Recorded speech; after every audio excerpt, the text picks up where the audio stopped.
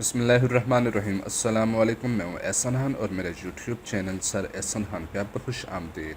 FPR income tax return series 2026 की आज की इस वीडियो में मैं आपको बताऊंगा कि अगर आपने कोई प्रॉपर्टी, चाहे आपका कोई प्लॉट हो, घर हो या किसी भी तरह की प्रॉपर्टी जो कि आपने ख़रीदी हो और एक ही साल के अंदर आपने उसको फिर फ़रोख्त भी कर दिया हो, यानी कि जो पिछला माली साल था उसी के दौरान आपने ख़रीदी और उसी दौरान आपने फ़रोख्त भी कर दी, तो सेम ईयर की सेलिंग एंड बाइंग को अपने टैक्स रिटर्न में कैसे शो करना है, क्योंकि आपने इस पे कुछ प्रॉफिट भी बुक किया होगा और उस प्रॉफिट को कैसे एडजस्ट करना है। और आपने कैपिटल गेन टैक्स जो आपका सेलिंग टाइम पे 236C का टैक्स और बाइंग टाइम पे 236K का टैक्स, तो ये सारे टैक्सेस को किस तरह से अपने टैक्स रिटर्न में हैंडल करना है, किस तरह से क्लेम करना है और कैसे अपने टैक्स रिटर्न में उस वेल्थ स्टेटमेंट में अपनी उस प्रॉपर्टी को हमने मैनिपुलेट करना है। तो सबसे पहले हम आते हैं वेल्थ स्टेटमेंट में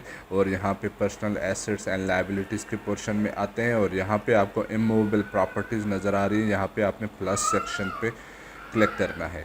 यहाँ पे हमने प्रॉपर्टी की टाइप देनी है रेजिडेंशियल प्रॉपर्टी। जो भी आपकी रेलेवेंट इन्फॉर्मेशन है वो आप दीजिएगा। मैं आपको एग्जांपल के तौर पे एक केस दिखा रहा हूँ, तो मैं यहाँ पे कोई भी एक डेट डाल दूँ, जैसे कि जनवरी 2026 में वो प्रॉपर्टी बाई की गई थी और उसका मयरम यूनिट जो था वो मरला में था। उसका 2 मरले या 3 मरले हम कह लेते हैं और वो हमने जो ख़रीदी थी, तो मैं कहता हूँ कि वो हमने 10 लाख में ख़रीदी थी। इसके बाद उसका प्रोविंस चूज़ करना है, फिर उसके बाद उसका डिस्ट्रिक्ट चूज़ करना है, फिर उसके बाद उसका सिटी चूज़ करना है और फिर फाइनली आपने यहाँ पे एड्रेस टाइप करना है। मैं फ़र्ज़ी एड्रेस यहाँ पे दे देता हूँ, आपने अपना प्रॉपर एड्रेस यहाँ पे मेंशन करना है और इसको सेव पे क्लिक कर लेंगे। तो ये प्रॉपर्टी आपके यहाँ पे वेल्थ स्टेटमेंट में ऐड हो चुकी है। उसके बाद आपने जाना है कैपिटल गेन के लिए, तो यहाँ पे ऐड इनकम सोर्स करते हैं। तो ये मुझे कहता है पहले अपना डाटा सेव कर लो। मैं सेव पे क्लिक करता हूँ और फिर उसके बाद ऐड इनकम सोर्सेज पे जब क्लिक करते हैं तो यहाँ पे हमने कैपिटल गेन को as a source of income add करना है और फिर उसके बाद मैं कैपिटल गेन में जाता हूँ, कैपिटल गेन ऑन एसेट्स, और इसको स्क्रॉल डाउन करते हैं तो यहाँ पे आपको कैपिटल गेन ऑन प्रॉपर्टी नज़र आ रहा होगा। यहाँ पे आपने प्लस के सेक्शन पे क्लिक करना है। तो ये हमारी एक ही प्रॉपर्टी है जो हमसे पूछ रहा है कि जो हमने सेल की, तो ये हमारा ये प्रॉपर्टी इसको मैंने चूज़ किया और नेक्स्ट पे क्लिक करते हैं और यहाँ पे वो मुझसे पूछता है कि वो प्रॉपर्टी कब सेल हुई है। तो मैं यहाँ पे एक फ़र्ज़ी डेट डाल देता हूँ कि जनवरी में हमने ख़रीदी थी और मैं कहता हूँ हमने मार्च में इसको फ़रोख्त कर लिया। तो इसका जो सेलिंग होल्डिंग पीरियड है वो लेस दैन 1 ईयर है और यहाँ पे ये बिल अभी जनरेट नहीं हो रहा, ये बाद में आपको मिलेगा आने वाली नेक्स्ट अपडेट में। और यहाँ पे मैं कहता हूँ कि उसको 100% हमने सेल कर दिया और उसकी जो सेलिंग प्राइस थी वो 10 लाख में हमने ली थी और मैं कहता हूँ कि ये 12 लाख में हमने इसको फ़रोख्त कर लिया।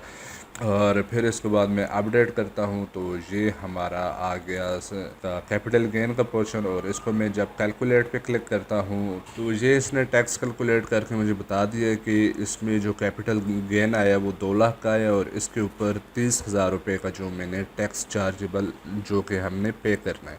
तो अब हम कंप्यूटेशन में जाके देखते हैं और इसको स्क्रॉल डाउन करते हैं तो ये एडमिटेड टैक्स 30,000 रुपये का आ रहा है। अब हम विद होल्डिंग टैक्सेस में जाते हैं और 236K का जो टैक्स हमने पे किया था उसको एडजस्ट करके इसको मिनिमाइज़ करने की कोशिश करते हैं। तो यहाँ में मैं प्लस सेक्शन पे क्लिक करता हूँ और यहाँ पे सर्च करता हूँ जो 236K, और यहाँ पे मैं प्लस के सेक्शन पे क्लिक करके ऐड करता हूँ। ये सम टाइम खुद भी आ जाता है और सम टाइम अगर नहीं आया होता तो आप इस तरीक़ा से इसको ऐड कर सकते हैं। तो यहाँ पे जो टैक्स चार्जेबल अमाउंट थी वो 10 लाख थी, यानी कि जिस वैल्यू पे हमने ये प्रॉपर्टी बाई की थी, और इसके ऊपर जो टैक्स बनता है 1.5% के हिसाब से वो 15,000 बनता है। तो मैं अब इसको कैलकुलेट के बटन पे क्लिक करता हूँ और फिर कंप्यूटेशन में जाके देखते हैं कि क्या चेंज आई है। तो पहले जो हमारे पास यहाँ पे एडमिटेड टैक्स 30,000 रुपये का था वो कम होकर 15,000 रुपये हो गए। अब दोबारा विद होल्डिंग टैक्सेस में जाते हैं, इसको स्क्रॉल डाउन करते हैं और यहाँ पे मिनिमम टैक्स के प्लस सेक्शन पे क्लिक करते हैं और यहाँ पे आपने सर्च करना है 236C। तो यहाँ पे आपको नज़र आ रहा होगा जो कि property purchased and sold with in a tax year, यानी कि सेम ईयर में सेल भी और परचेज़ भी की है। तो इसको हमने ऐड के बटन पे क्लिक करना है और जो हमने यहाँ पे टैक्स पे करना है, तो हमने 12 लाख की प्रॉपर्टी सेल की थी, तो 12 लाख पे जो 4.5% के हिसाब से जो टैक्स बनता है, तो वो मैंने यहाँ पे कैलकुलेशन करके रखी है, तो 54,000 रुपये बनता है। तो मैं यहाँ पे 54,000 रुपये ऐड करता हूँ, तो 54,000 यहाँ पे मैंने ऐड किया और इसको मैं कैलकुलेट के बटन पे क्लिक करता हूँ और फिर हम कंप्यूटेशन में जाके देखते हैं कि क्या चेंज आ रही है।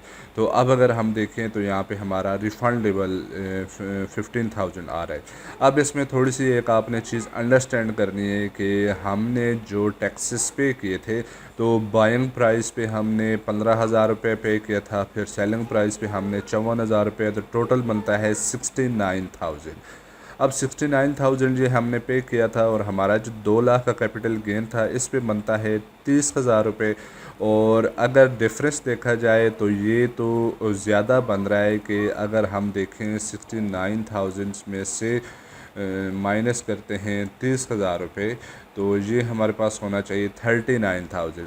लेकिन हमारे पास जो रिफंडेबल आ रहा है वो 15,000 रुपये आ रहा है। इसकी क्या वजह है? इसकी वजह ये है कि टोटल जो हमारा विद होल्डिंग टैक्सेस बनता है 69,000, जो कि हमने यहाँ पे 69,000 भी कैलकुलेट किया हुआ है, लेकिन हमने जो 236C का टैक्स मिनिमम के हेड में ऐड किया था, जो कि अगर आप उसको एडजस्टेबल में जाके ऐड करते हैं ना, तो वो आपको नहीं ऐड करने के लिए परमिशन देगा। जैसे कि मैं आपको चेक भी करवा देता हूँ कि यहाँ पे अगर 236C यहाँ पे ऐड करें, तो ये हमारे पास आ तो गया है। इन दोनों को मैं यहाँ पे चेक करवा लेता हूँ और ऐड के बटन पे क्लिक करते हैं, तो यहाँ पे आप देख सकते हैं कि property purchased prior to current tax year, यानी कि आपने पिछले सालों में जो प्रॉपर्टी परचेज़ की थी उसके ऊपर जो 236C पे किया है। लेकिन हमने करंट ईयर में पे किया है, तो करंट ईयर के लिए हमने मिनिमम के टैक्स में इसको पे करना है। तो इस वजह से यहाँ पे कंपटीशन में आके देखें तो ये क्या किया है कि इसने जो कैलकुलेट किया है अपने मिनिमम टैक्स के हिसाब से, वो 54,000 कैलकुलेट किया है। तो अगर हम 69 में से 54 माइनस करते हैं तो हमारे पास रिफंडेबल 15,000 आ जाता है। ये थी आज की वीडियो जिसमें हमने अपने टैक्सेस को एडजस्ट किया और सेम ईयर में जो प्रॉपर्टी हमने सेल एंड परचेज़ की थी, तो उसमें हमने किस तरह से उसकी एडजस्टमेंट करनी है। तो ये वो सारा तरीक़ाकार था और ये हमारी वेल्थ स्टेटमेंट में हमने जो प्रॉपर्टी ऐड की थी वो रिमूव हो चुकी है और हमारे टैक्सेस भी एडजस्ट हो चुके हैं। आई होप कि ये वीडियो आपको पसंद आई होगी। मिलते हैं नेक्स्ट वीडियो में, तब तक के लिए अल्लाह हाफिज़।